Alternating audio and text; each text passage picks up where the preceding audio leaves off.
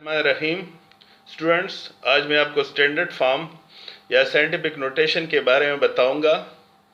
इसकी डिफिनीशन कुछ यूँ है: a way of writing numbers that are too big और too small in the power of 10। इसका मतलब ये है, ये एक तरीका है कि जिसमें किसी बहुत बड़े नंबर को या बहुत छोटे नंबर को पावर ऑफ 10 में लिखा जाता है।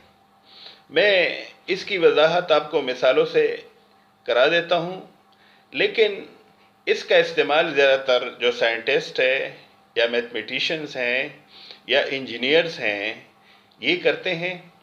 इसकी वजह ये है कि कोई बड़ा नंबर या कोई बहुत छोटा नंबर बार बार लिखना बहुत मुश्किल होता है। इसलिए आसान तरीका ये है कि इस नंबर को स्टैंडर्ड फॉर्म या साइंटिफिक नोटेशन में लिखा जाए। स्टैंडर्ड फॉर्म में या साइंटिफिक नोटेशन में किसी नंबर के लिखने का तरीका दिखाया गया है।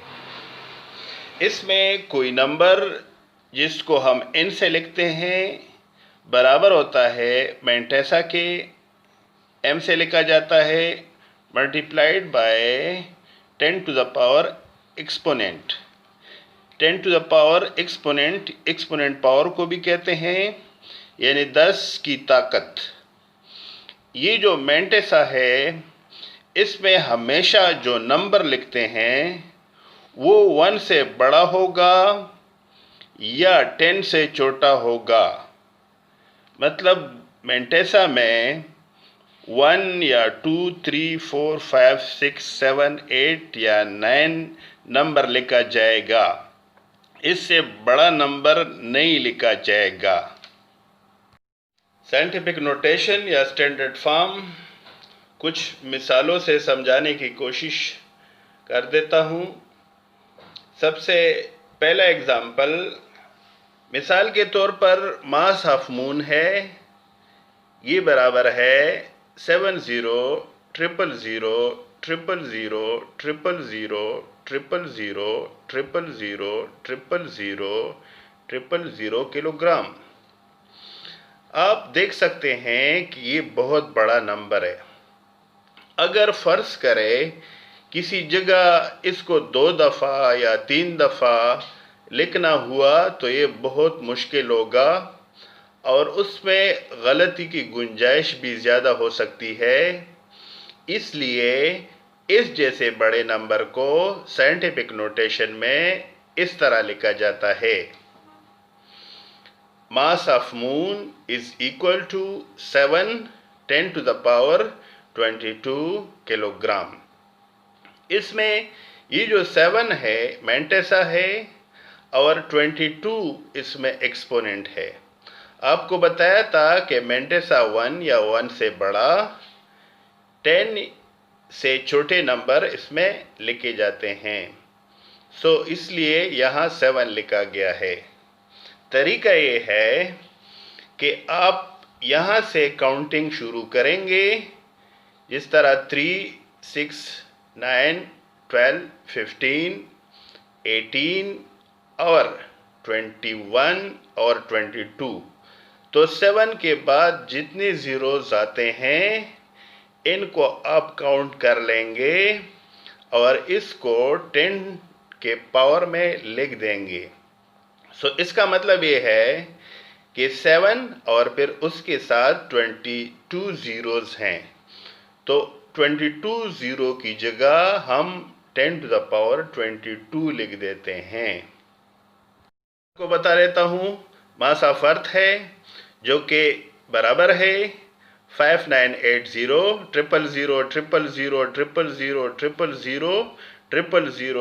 000 000 किलोग्राम। आप देख सकते हैं कि ये बहुत बड़ा नंबर है। इस नंबर को बार बार लिखना मुश्किल काम भी है और उसमें गलती भी हो सकती है। इसलिए इस नंबर को साइंटिफिक नोटेशन में इस तरह लिखा जाता है: ME यानी mass of earth equal to 5.98 10 to the power 24। ये 5.98 इसमें मैंटेसा है। आपने देख लिया कि इसमें जो 5 नंबर है यानी उसके बाद पॉइंट आता है। इसके साथ जो पावर में है या एक्सपोनेंट वो 24 है। तरीका ये है कि आप 5 के बाद यानी इधर पॉइंट लगा देंगे और इसके बाद ये नंबर गिनना शुरू कर देंगे। सो इस 9 और 8 से लेकर राइट साइड की तरफ आप जाते जाएं तो ये सारे नंबर 24 बनते हैं। इसलिए हम एक्सपोनेंट में 24 लिखते हैं। इसको हम ऐसे भी लिख सकते हैं राउंड करके, इसको राउंडिंग ऑफ फिगर्स कहते हैं, एक तरीका है 6 10 टू द पावर। अब कुछ छोटे नंबर्स जिनको हम साइंटिफिक नोटेशन में लिखेंगे, आपको कुछ एग्जांपल से मैं बता देता हूँ। मिसाल के तौर पर डायमीटर ऑफ न्यूक्लियस है, इसको साइज ऑफ न्यूक्लियस भी कहते हैं। 0 पॉइंट यानी पॉइंट के बाद 13 जीरोस और फिर 1 मीटर आता है। जब हम इसको साइंटिफिक नोटेशन में लिखेंगे तो diameter of nucleus 1 multiply 10 to the power -14 लिखा जाएगा। अब जब नंबर छोटा होता है तो इसका पावर नेगेटिव आता है, माइनस में लिखा जाता है। इसके लिखने का तरीका ये है कि चूंकि पॉइंट या डिसिमल यहाँ पे है, आप इस पॉइंट के बाद जीरोस गिनना शुरू कर देंगे जो 13 है, और इसके साथ 1 शामिल करके ये 14 हो गए। इसलिए हम ये पॉइंट यहाँ से ले जाकर 1 के बाद रखेंगे और ये जो सारे डिजिट्स हैं यानी सारे ज़ीरोज़ हैं 1 को शामिल करके जो 14 बनते हैं। तो हम साइंटिफिक नोटेशन में डायमीटर ऑफ न्यूक्लियस को इस तरह लिखेंगे। इसमें इस वक्त 1 मेंटेसा है और -14 इसमें एक्सपोनेंट है। अब आप देख सकते हैं कि ये बहुत छोटा नंबर है। आपने सुना होगा कि एटम को हम नहीं देख सकते, सो न्यूक्लियस तो एटम से भी छोटा है। आंखों से तो बिल्कुल नज़र नहीं आता, माइक्रोस्कोप में नज़र नहीं आता, इलेक्ट्रॉन माइक्रोस्कोप से कहीं देखा जा सकता है। लेकिन आपने देख लिया कि ये बहुत छोटा नंबर है। इस छोटे नंबर को भी अगर कई बार किसी जगह लिखना हुआ तो मुश्किल काम होगा। इसलिए आसान तरीका, इसको साइंटिफिक नोटेशन में इस तरह लिखा जाना, इसको आप बार बार आसानी से लिख सकते हैं।